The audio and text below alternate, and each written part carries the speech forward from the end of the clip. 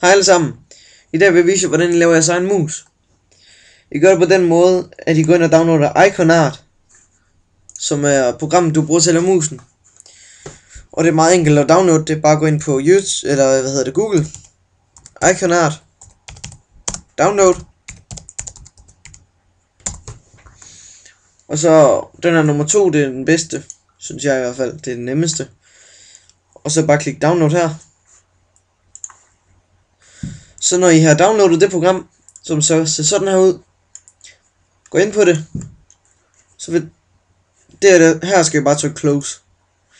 Så vil den her komme frem. Her kan du tegne din mus.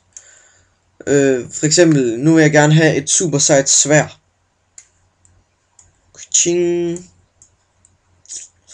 Det var mit super sejt sværd, det her, ikke? Så vil jeg vælge et sted, hvor den skal klikke. Det vil ikke være så smart, hvis den klikkede hernede. Det er den firkant her. Det er hvor du klikker. Så hvis nu du vil have den til at klikke hernede, så skal du sørge for, at firkanten er der, hvor du vil klikke.